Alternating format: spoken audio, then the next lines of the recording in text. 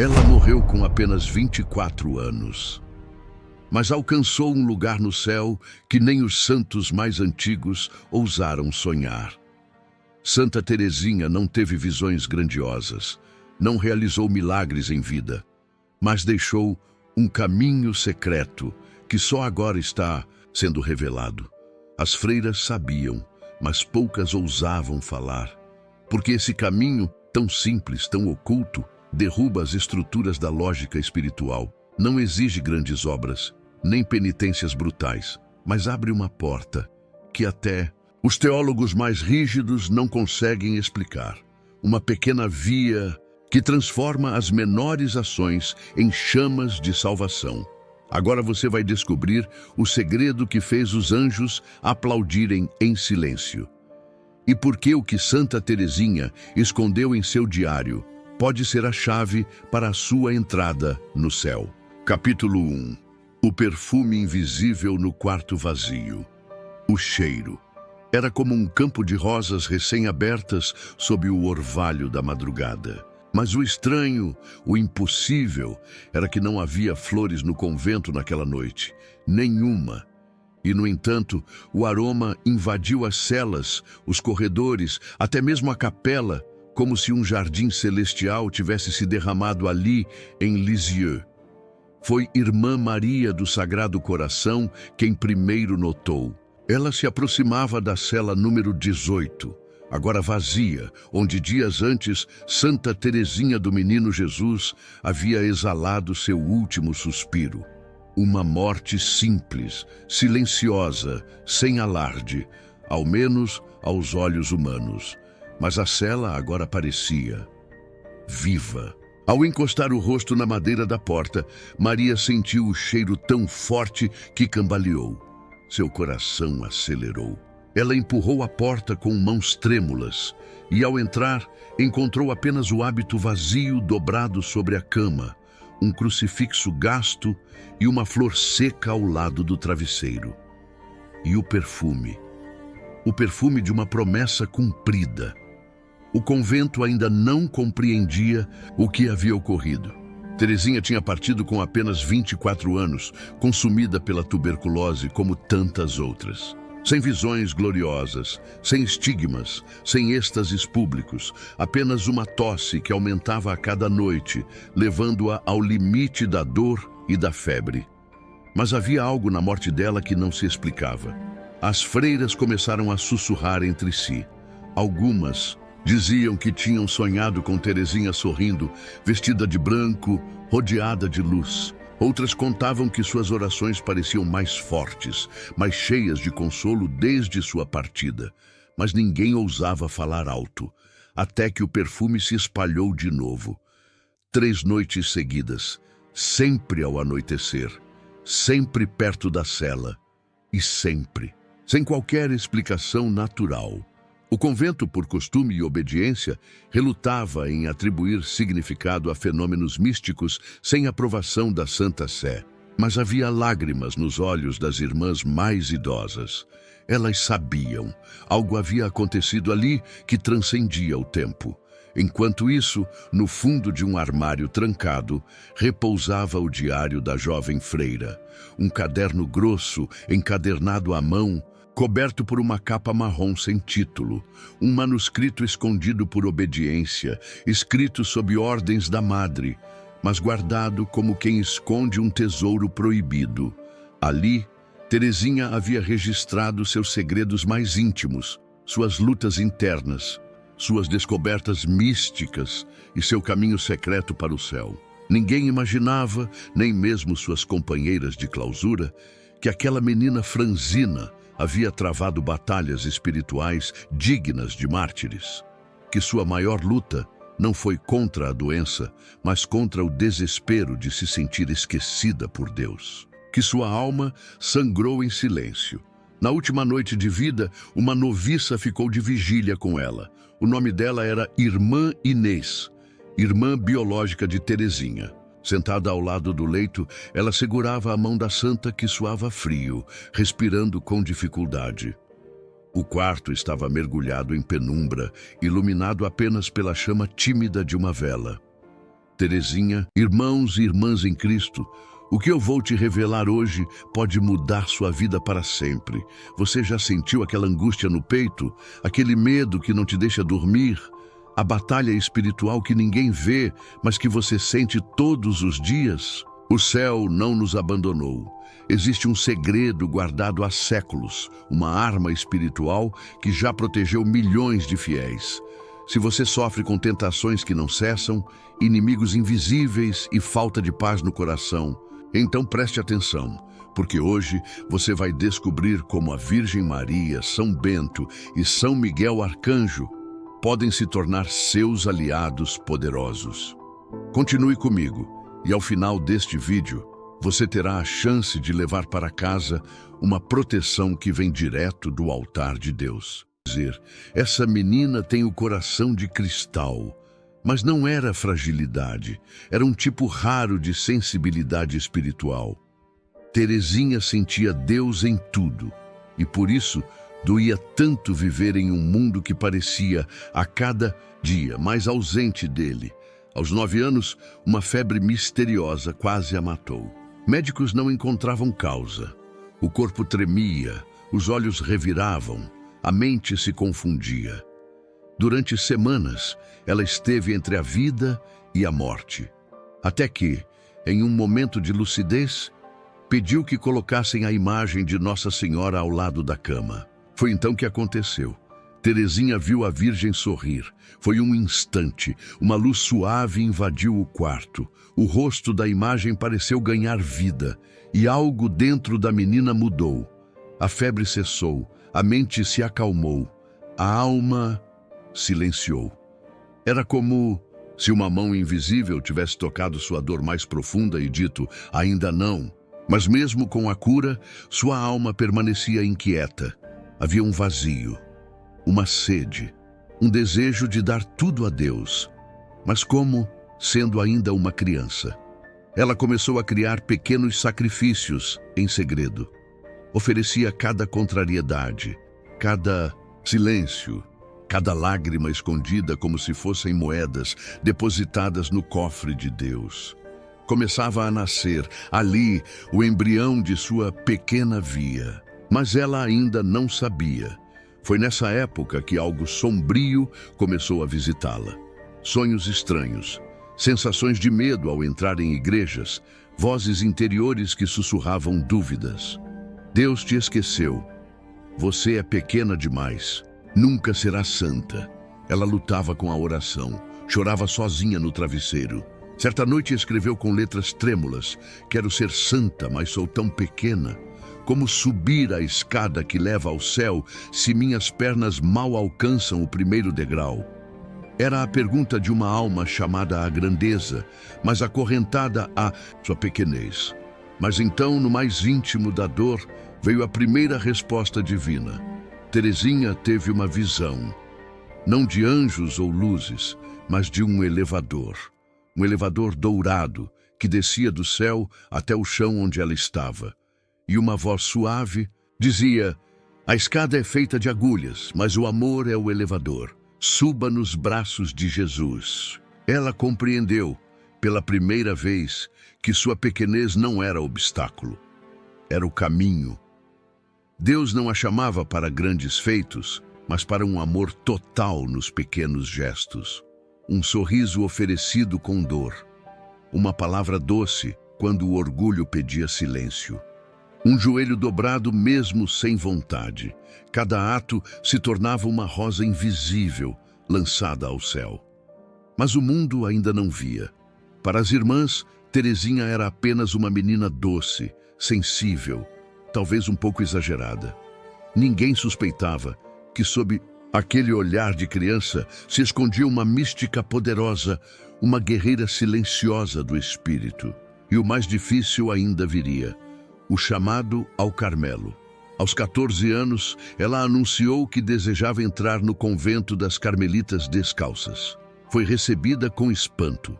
Riram, disseram que era muito nova, que não aguentaria o rigor, que era apenas uma fase.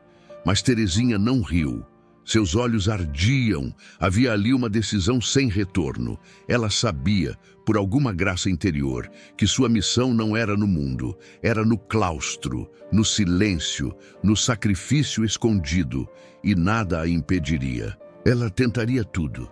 Falaria com bispos, enviaria cartas, iria até o Papa se fosse preciso. Porque ela havia descoberto o segredo que mudaria tudo. Não é o tamanho da alma que importa, mas o quanto ela ama. Capítulo 3. A noite em que Deus ficou mudo. Era inverno em Lisieux. As paredes do convento, sempre frias, pareciam ainda mais austeras naquela madrugada de 1896. A cela de Terezinha estava mergulhada em sombra e o único som era o de sua respiração curta e ofegante. Mas o que a sufocava não era a doença. Era algo pior, mais profundo, o silêncio de Deus.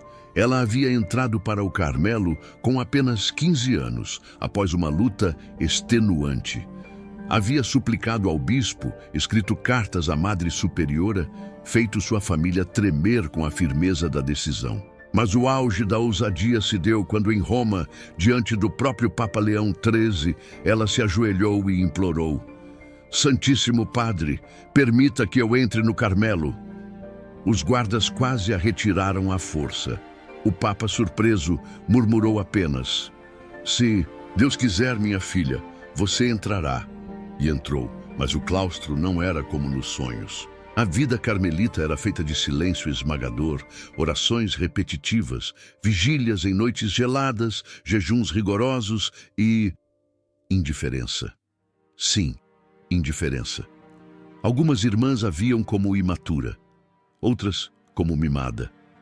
Uma em especial, irmã Inês, passou a ignorá-la solenemente. Terezinha oferecia tudo em silêncio. Sorria quando queria chorar. Dizia obrigada quando era corrigida injustamente. A pequena via começava a se consolidar ali, no ordinário escondido, onde a alma é provada sem testemunhas. Mas nada a prepararia para o que viria. Na Páscoa de 1896, durante a oração da manhã, ela sentiu uma dor aguda no peito.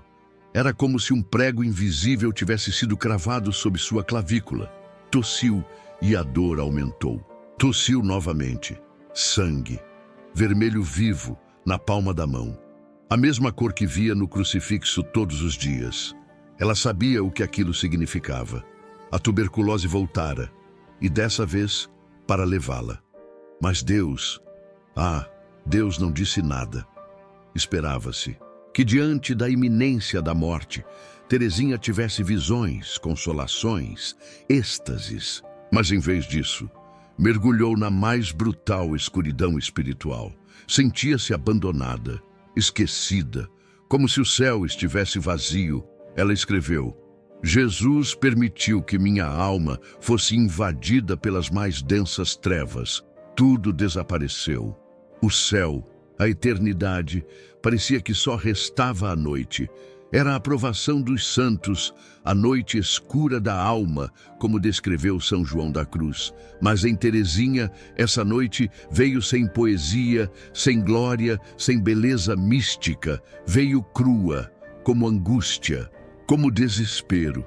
Ela continuava rezando, continuava sorrindo, continuava amando. Mas por dentro gritava: se eu não tivesse fé, me mataria.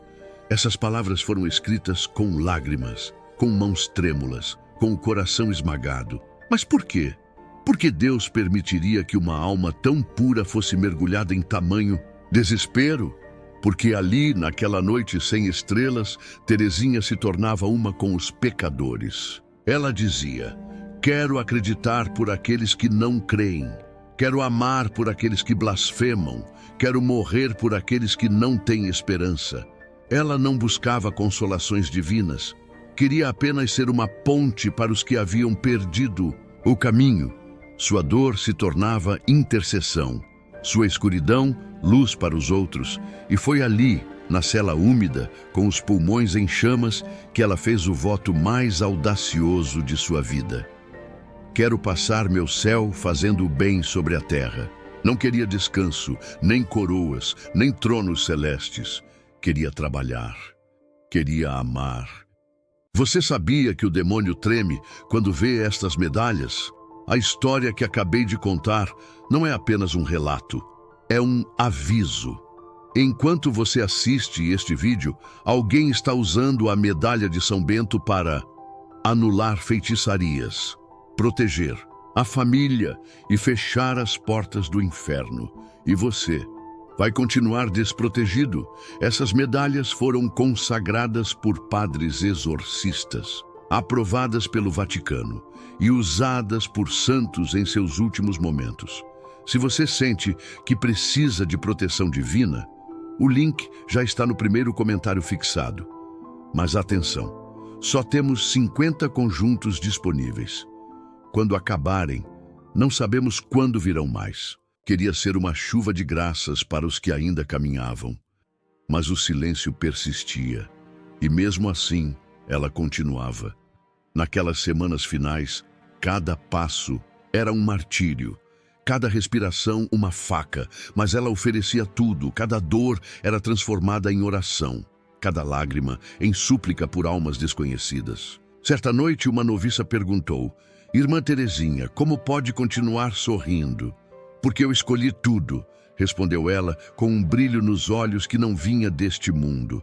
E no auge da escuridão, quando parecia que Deus a havia deixado sozinha, o primeiro milagre aconteceu.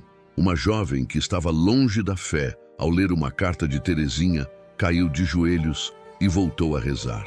Um homem prestes a cometer suicídio encontrou uma imagem dela no bolso de um casaco emprestado e desistiu. Um padre, em crise vocacional, sonhou com ela dizendo: não desista, o amor tudo vence.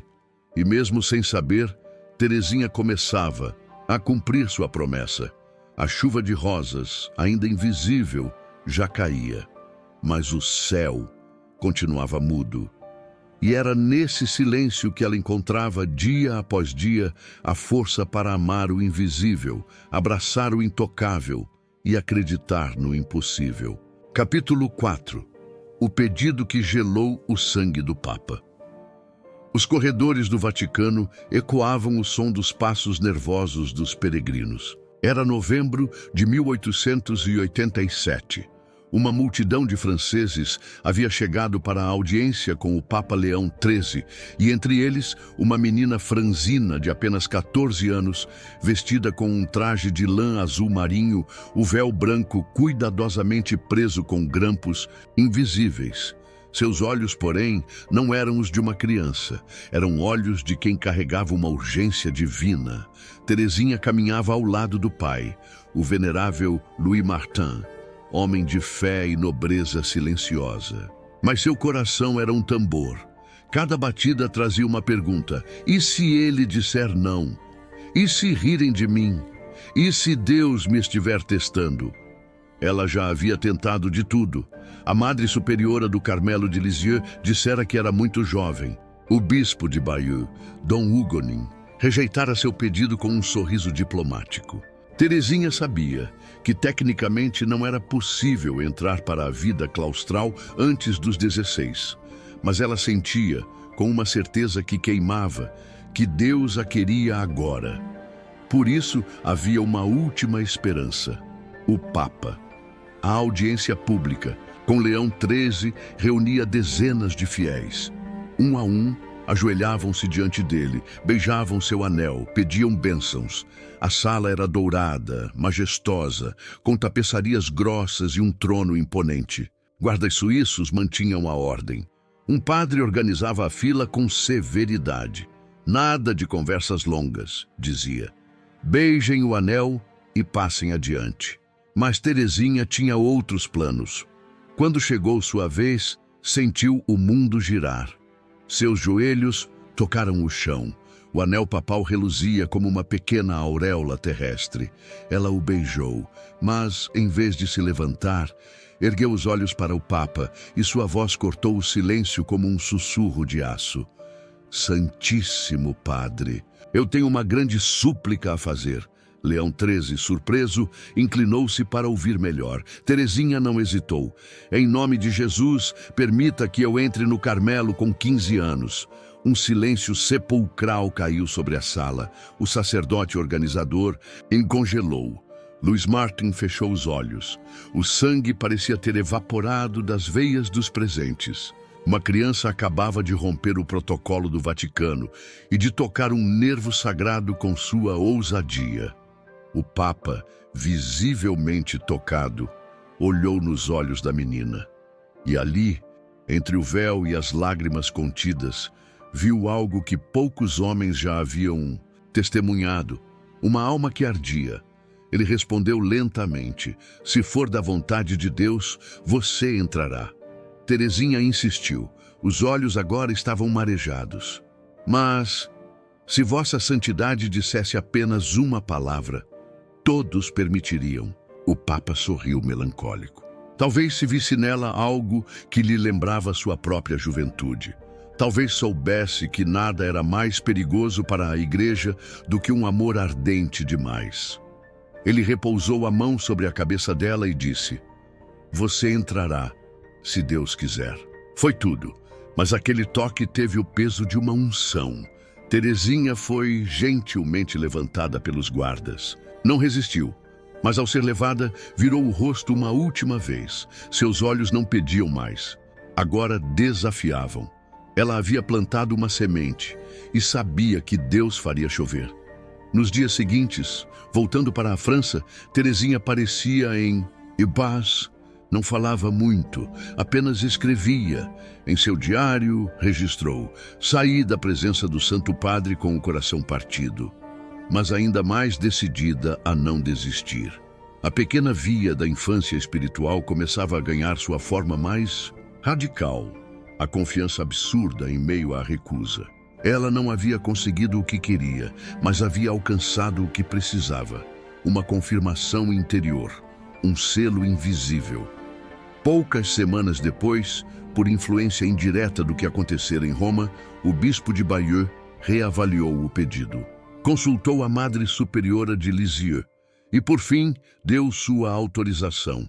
Teresinha entraria no Carmelo aos 15 anos, mas o mundo não sabia. Nenhum jornal publicou, nenhuma trombeta tocou. O céu, sim, aquele céu que estivera silencioso por tanto tempo, agora sussurrava em segredo para ela: você venceu sem vencer. Entrou pela porta que ninguém via. O pedido que gelou o sangue do Papa tinha aberto as janelas do céu. Capítulo 5. O sangue na cortina do Carmelo. O portão de ferro se fechou com um rangido que ecoou como um selo sobre a eternidade. Atrás dele, o mundo. À frente, apenas paredes brancas, silêncio e uma regra que cortava como espada: obedecer até sangrar. Teresa do Menino Jesus, como agora se chamava, entrou no Carmelo de Lisieux em 9 de abril de 1888. Tinha 15 anos, mas sua alma já era velha de sofrimentos. O véu cobrindo seus cabelos dourados mal escondia a atenção de seus ombros finos. Ela havia vencido a guerra exterior. Agora começava a mais letal, a interior. O convento era frio, não apenas em temperatura, mas em afeto. As irmãs, em sua maioria idosas, viam-na como uma menina precoce e talvez inconvenientemente fervorosa. A vida carmelita era feita de horas iguais, silêncios longos e jejuns implacáveis. Não havia sorrisos de boas-vindas. Não havia alívio. Na cela estreita onde dormia, o colchão era uma tábua coberta por palha. O cobertor cheirava a umidade ancestral das gerações que ali haviam morrido. Ao lado da cama, um crucifixo de madeira, áspero, com farpas nos contornos. Toda noite, ela o beijava com a mesma devoção com que alguém abraçaria uma lâmina. Cedo vieram as provações. Teresinha foi designada para tarefas humildes: limpar os vasos sanitários, varrer corredores, cuidar da lavanderia. As mãos, antes delicadas, começaram a rachar com o frio e o sabão áspero.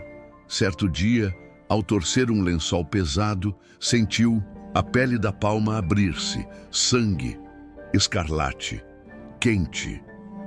Ela olhou para a gota. Irmãos, a fé sem obras é morta. Você pode amar a Deus, mas se não agir contra o mal, está em perigo. Hoje é seu dia de mudança. Ao clicar no link do primeiro comentário abaixo, você receberá a medalha de São Bento, com oração de exorcismo gravada. A medalha de São Miguel, feita para a guerra espiritual. A medalha de Nossa Senhora, proteção maternal. E o rosário abençoado, arma dos santos. Mas você precisa agir agora. Essas medalhas estão sendo entregues com água benta de Lourdes, oração de libertação e certificado de autenticidade. Não deixe o inimigo roubar esta graça. Clique agora mesmo no link ou no primeiro comentário e, ao fazer seu pedido, diga em voz alta: estou pronto para a minha proteção. Assim, eu vou orar por você pessoalmente ainda hoje. Que Deus te abençoe e que São Miguel cubra você com seu manto sagrado. Amém. Que caía no chão de pedra e sorriu. Uma florzinha que sangra também pode perfumar, murmurou. O sangue escorria e ninguém via, mas a dor física era pouca diante da dor do coração. Terezinha era constantemente testada em sua humildade. Algumas irmãs zombavam de seu excesso de doçura. Diziam que era tudo pose, chamavam-na de exagerada, de florzinha mimada. Houve uma que todos os dias derramava água propositalmente no chão recém-limpo por Terezinha, só para vê-la ajoelhar e recomeçar. Ela nunca reclamou, nem uma palavra, nem um olhar, apenas oferecia, silenciosamente, heroicamente. Mas o pior ainda estava por vir. Durante o inverno de 1892, o frio se tornou insuportável. As janelas congelavam por dentro, as roupas eram finas, os cobertores insuficientes. Terezinha, magra demais, começou a tossir com mais frequência. A febre subia, mas ela não pedia dispensa. Continuava suas tarefas como se o corpo não doesse. Numa madrugada, ao preparar os paramentos da missa, teve um acesso de tosse tão intenso que caiu de joelhos. Tossiu no lenço, quando o afastou do rosto. Ele estava encharcado de sangue, vermelho, vivo, uma pequena flor carmesim nascida da garganta. Ela se ergueu com dificuldade e escondeu o lenço sob a manga do hábito. Na missa, ajoelhou-se como sempre, com o rosto pálido, o olhar fixo no altar. E ali, no instante da consagração, sentiu algo, uma presença invisível. Não uma visão, não uma voz, apenas uma certeza. Aceitei teu sangue, agora aceita o meu. Ela soube sem dúvida, morreria cedo e morreria lentamente. A doença, que hoje chamaríamos de tuberculose, começou a consumi-la por dentro, mas nem por isso interrompeu sua vida comunitária. Continuava a sorrir, a trabalhar, a escrever suas cartas, seus poemas, seus pensamentos. O que ninguém sabia era que, noite após noite, as cortinas de sua cela ficavam manchadas com seu sangue. Ao tossir, ela se voltava discretamente e deixava ali os vestígios de seu martírio escondido. Um dia, a irmã responsável pela limpeza encontrou a mancha escura. Tocou-a, ainda úmida, ficou paralisada. Chamou a madre. O escândalo começou. A madre chamou Terezinha e perguntou com dureza: por que escondeu isso? Por que não pediu ajuda? Ela respondeu apenas: porque não me impedia de amar. Foi a primeira vez que alguém chorou diante dela no convento. Mas mesmo após a descoberta, Terezinha recusava privilégios. Não queria o leito especial, não aceitava sopa extra. Quando alguém lhe oferecia algo que aliviaria sua dor, ela dizia: prefiro que minha cruz se pareça com a de Jesus. Ela não queria ser admirada, queria ser esquecida. Queria que o céu visse o que os homens ignoravam, e o céu via. Numa tarde de oração silenciosa, Teresinha escreveu: "Não posso fazer grandes obras, mas posso ser o tapete nos pés dos outros." Era essa a essência da pequena Via, ser nada, para que Deus fosse tudo. Ela se tornava, dia após dia, uma mártir do cotidiano, uma vítima de amor. E quando, finalmente, as freiras começaram a perceber que a jovem de rosto delicado estava morrendo, uma nova pergunta surgia em seus corações: o que fizemos com essa santa disfarçada de menina? Mas Teresinha não guardava mágoas. Ao contrário, queria morrer sorrindo, perdoando, oferecendo sua última gota de sangue como uma flor deixada no altar. O sangue na cortina do Carmelo era apenas o prenúncio da chuva de rosas que viria. Capítulo 6. A tentação do orgulho celestial. O som das badaladas do sino do convento era o mesmo todos os dias. Mas naquela manhã, para Teresinha, cada toque soava como um desafio pessoal. Ela estava ajoelhada na capela, com o rosto voltado ao altar, mas os olhos semicerrados tremiam, como se lutassem contra uma verdade incômoda. Não era uma dor física. Era algo pior. Ela queria ser grande, não nos moldes do mundo, não com medalhas, títulos ou poder, mas dentro da lógica do céu. Queria ser santa, e não qualquer santa. Queria ser uma santa amada, celebrada, elevada. Queria ter um lugar alto no firmamento dos eleitos. Esse desejo, que por tanto tempo havia lhe parecido puro e justo, agora lhe doía como uma farpa na alma. Era como se, ao subir a escada da humildade, tivesse tropeçado nos próprios olhos voltados para o trono. Ela escreveu: "Durante muito tempo, desejei ser uma grande santa. Comparava-me aos santos que amava e dizia, serei uma como eles. Mas ao ver a minha alma tão cheia de misérias, comecei a desesperar. O que Teresinha enfrentava ali era mais sutil do que qualquer pecado visível. Era o orgulho espiritual, o mais refinado. Aquele que se esconde até mesmo na oração, que se mascara de zelo, que sussurra, você será a maior entre os pequenos." Ela sentia vergonha. Como podia uma alma que queria se entregar totalmente a Deus ainda carregar esse desejo secreto de glória? Como poderia dizer que amava a cruz se sonhava com a auréola? Foi então que uma nova revolução espiritual começou a amadurecer em seu coração. Ela começou a renunciar ao desejo de grandeza, mas não como quem se resigna por fraqueza. Ela descobriu que a grandeza verdadeira não estava no topo, mas na base, não na coroa, mas no pó. Compreendi que o amor inclui todas as vocações, que o amor é tudo, é eterno, e minha vocação é o amor. Era como se o Espírito Santo tivesse pegado suas aspirações mais altas e as transformado em pó de ouro, invisível, silencioso, mas eternamente eficaz. Mas essa decisão interior não veio sem luta. Por semanas, Teresinha se viu invadida por comparações. Lembrava dos santos que haviam convertido multidões, escrito tratados teológicos, fundado ordens, realizado milagres públicos. E ela estava escondida em um convento, lavando pratos e dobrando hábitos. Nada brilhava, nada chamava a atenção.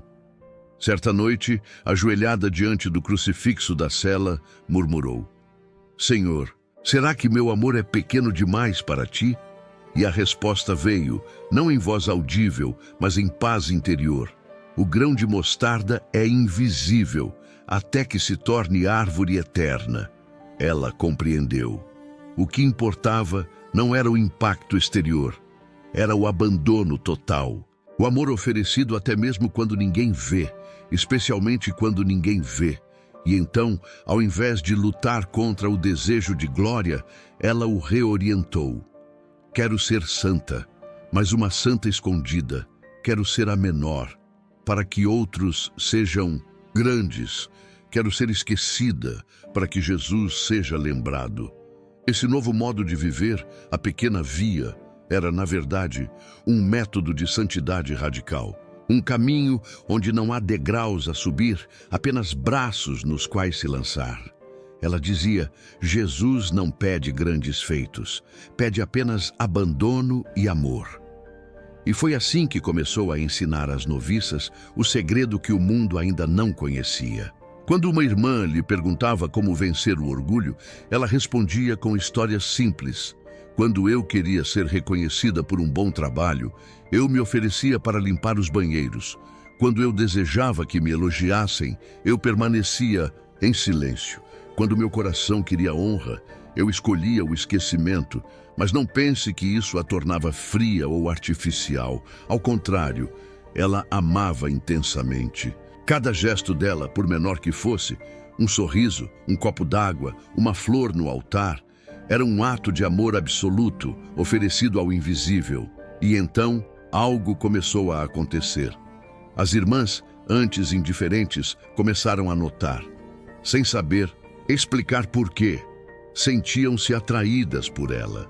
Não pela beleza ou carisma, mas por uma paz profunda que parecia emanar dela como um perfume silencioso. Mesmo sem buscar aplausos, Terezinha começava a transformar corações. Sem se exibir, ensinava. Sem pregar, convertia. Sem brilhar, iluminava. E, ironicamente, quanto mais desejava ser esquecida, mais era lembrada. Quanto mais queria ser pequena, mais sua alma crescia aos olhos de Deus. Foi nesse ponto que escreveu uma de suas frases mais misteriosas. No céu serei uma sombra, mas uma sombra que abraça todas as almas cansadas. Ela queria ser o degrau para que outros subissem, o silêncio onde outros encontrariam a voz, o nada, onde Deus fosse tudo. O orgulho celestial, ela o venceu não com desprezo ou repressão, mas com amor radical, transformando até a tentação em matéria de oferenda.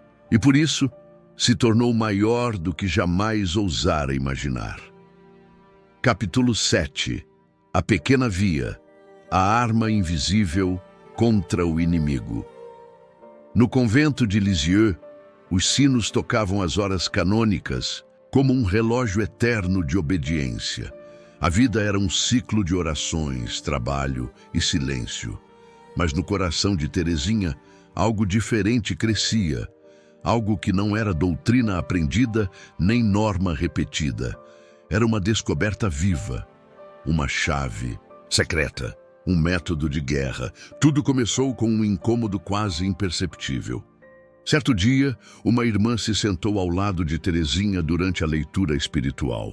A irmã respirava alto, limpava a garganta a cada minuto, mexia no terço com barulho. Terezinha, já debilitada, sentia o corpo inteiro se contrair. A irritação se insinuava como uma serpente. E ela pensou, se eu fosse santa, isso não me incomodaria. Mas ao invés de se julgar, ela se ofereceu, com um sorriso. Com ternura, começou a escutar não o ruído, mas a alma daquela irmã. E ali, entre um suspiro e outro, ofereceu a Deus sua paciência como se fosse um diamante. Mais tarde, em seu manuscrito, ela escreveu: o menor ato de amor, mesmo que ninguém o veja, estremece o inferno. Foi então que compreendeu o que o mundo despreza. A gentileza escondida, o silêncio sofrido, a renúncia não notada, era, aos olhos de Deus, um míssil espiritual. Em Pequena Via era, na verdade, uma estratégia divina. Ela não queria converter multidões com palavras. Queria esmagar o demônio com flores invisíveis. Sim, flores. Ela mesma chamava seus pequenos atos de rosas lançadas ao céu. Ofereço meu cansaço, uma rosa. Aguento em silêncio uma humilhação, outra rosa. Sorrio para quem me ignora, um buquê inteiro. Ela começou a aplicar esse método oculto em tudo. Ao varrer o chão, imaginava que limpava os pecados do mundo. Ao oferecer uma xícara de chá, pedia secretamente a conversão de um pecador. Ao sorrir, transformava o gesto em luz para alguém na escuridão. E o mais perturbador, isso funcionava. As noviças que viviam com ela começaram a relatar mudanças de comportamento sem explicação. Irritações sumiam, ansiedades se dissolviam. Uma paz inexplicável pairava onde Terezinha passava. Ela era, sem saber, uma exorcista do cotidiano. E o inimigo sabia. Certa noite, Terezinha teve um sonho estranho. Estava em um campo escuro, cercada por vultos. Nenhuma voz, apenas sombras. Mas nas mãos segurava flores, e à medida que lançava cada flor no ar, as sombras recuavam, uma a uma, até desaparecerem. Ao acordar, entendeu. O amor escondido tem poder destrutivo sobre o mal. A santidade verdadeira não está nas grandes obras, mas em aceitar ser frágil e, mesmo assim, amar sem medida. Ela não queria mais subir escadas espirituais. Queria que o elevador de Deus a erguesse com os braços da confiança. Essa confiança total era a base da pequena via. Um abandono sem reservas, uma entrega infantil, mas não ingênua. Se eu caio, levanto com mais amor. Se sou fraca, me apoio na força de Deus. Não quero merecer, quero receber como criança no colo do Pai. Mas esse tipo de abandono enfurecia o inferno.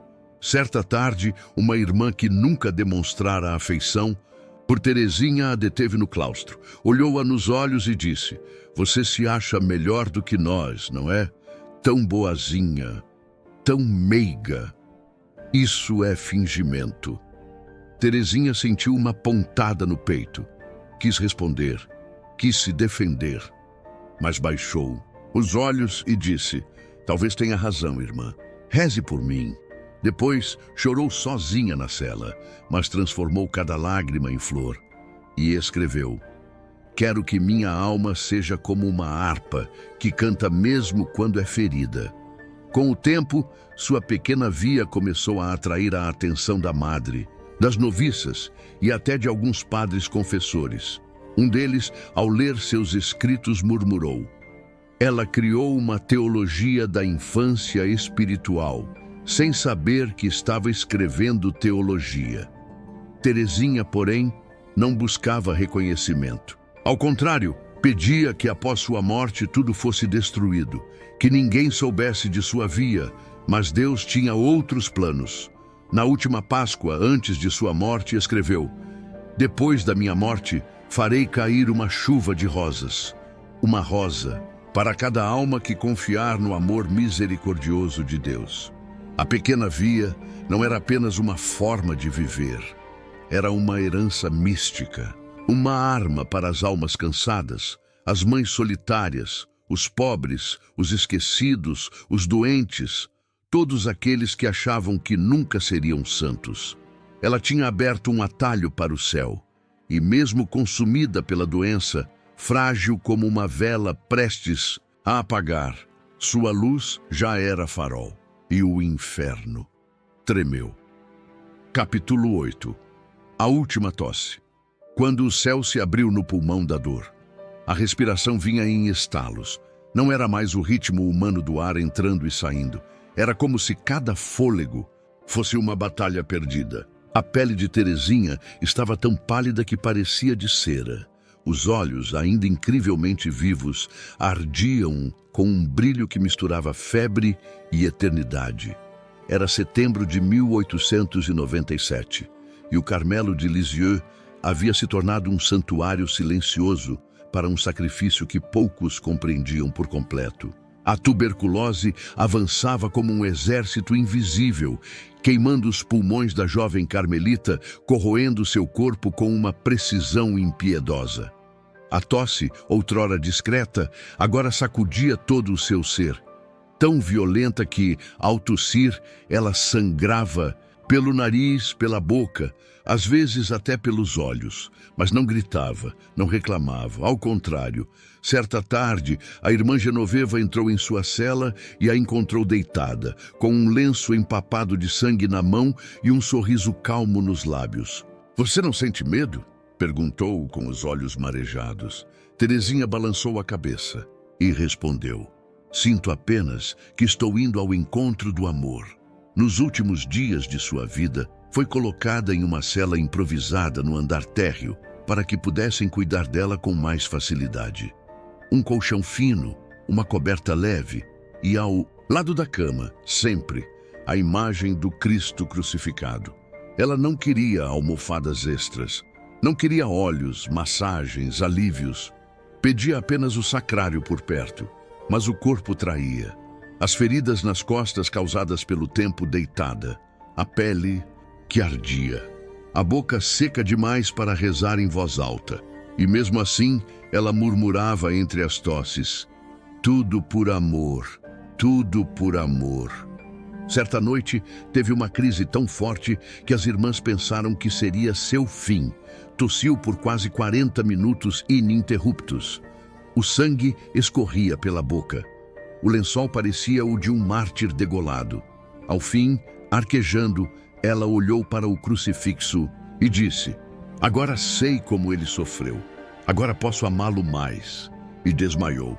As freiras que a assistiam não sabiam se estavam presenciando uma morte ou uma transfiguração. Foi nesse tempo que começou a dizer frases que marcariam a eternidade. Entre elas: não morro, entro na vida. Não posso temer um Deus que se fez tão pequeno por mim. É a confiança e nada mais que nos conduz ao amor. Essas palavras não foram ditas para edificar os outros. Não havia plateia, não havia cadernos abertos, nem pena na mão. Eram sussurros sinceros, derramados como orações espontâneas. Era o céu se pronunciando pela boca de uma jovem morrendo de tuberculose. As irmãs começaram a registrar o que ouviam. Sabiam que estavam diante de algo que fugia da lógica humana. Ela dizia que depois de sua morte não haveria descanso. Que seu paraíso seria trabalhar pela terra, que o amor que a consumia não terminaria no túmulo, mas floresceria em forma de intercessão. Farei cair do céu uma chuva de rosas. Essa frase, dita com a voz já falha, ecoava nos corredores. Algumas sorriam, como se fosse mais uma figura poética. Outras choravam em silêncio, compreendendo a profecia. Na tarde de 30 de setembro, o convento estava mergulhado em uma quietude quase sobrenatural. A luz do sol entrava em feixes pelas janelas estreitas. A cela cheirava a cera derretida e a respiração de velhas que rezavam o terço em sussurros. Terezinha, deitada de lado, olhava fixamente para a parede. Respirava com dificuldade, cada vez mais devagar. De repente, um som. A última tosse. Não era forte. Era leve, quase infantil. Como se o corpo dissesse: acabou. Ela sorriu, com os lábios rachados, e disse com esforço: meu Deus, eu te amo. Foram suas últimas palavras. A cabeça tombou para o lado, os olhos se fecharam. O relógio marcava 19h20. O silêncio que se seguiu não era humano. Era um tipo de vazio pleno, cheio de presença. As irmãs caíram de joelhos. Uma delas desmaiou. Outra soluçava como uma criança. Ali, naquela cela, havia acontecido algo que não cabia em palavras. Na manhã seguinte, a notícia se espalhou. Terezinha havia morrido, mas algo estranho começava a acontecer. Fiéis que nunca a conheceram relatavam sonhos com ela. Doentes diziam ter sentido sua presença. Flores brotavam em lugares inesperados. E o perfume. Ah, o perfume. A mesma fragrância de rosas que invadira o convento após sua morte, agora aparecia em outros países, em conventos, em hospitais, em prisões. E ali começava a se cumprir o que ninguém ousara acreditar. A pequena Carmelita de Lisieux, que morrera entre sangue e sorrisos, começava a chover sobre o mundo. Capítulo 9. A rosa no túmulo. O milagre que desafiou o tempo. O cemitério de Lisieux estava coberto por uma névoa espessa naquela manhã de 6 de setembro de 1910.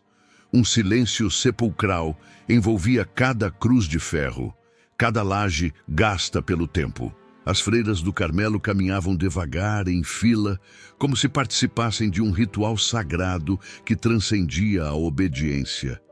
Era reverência pura. 11 anos haviam se passado desde a morte de Teresinha.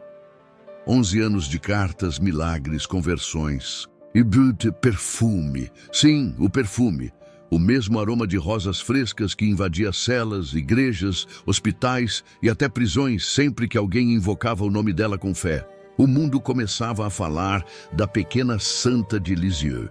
O Vaticano, pressionado por testemunhos de graças extraordinárias, iniciava os trâmites para o processo de beatificação. E para isso era necessário um gesto que causava calafrios até nos mais devotos: exumar o corpo. O caixão, ao ser retirado da terra, estava surpreendentemente bem conservado, apesar da madeira simples e da umidade da região. As freiras, de véus baixos e corações trêmulos, acompanhavam cada martelada com a respiração suspensa. Quando finalmente a tampa foi aberta, um cheiro súbito invadiu o ar. Não era o odor da morte, era o mesmo perfume de rosas. Forte, doce, vivo. O inspetor eclesiástico, inicialmente cético, deu um passo para trás. Um dos médicos presentes murmurou: "Isso não é natural." Mas o que viram em seguida selaria o início de uma devoção mundial. O corpo de Teresinha não estava intacto no sentido científico.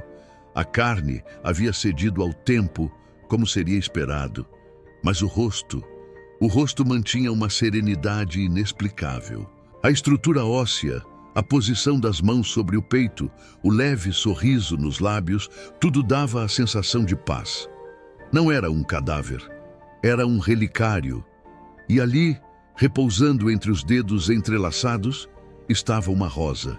Ninguém soube explicar. Nenhuma flor havia sido colocada no caixão.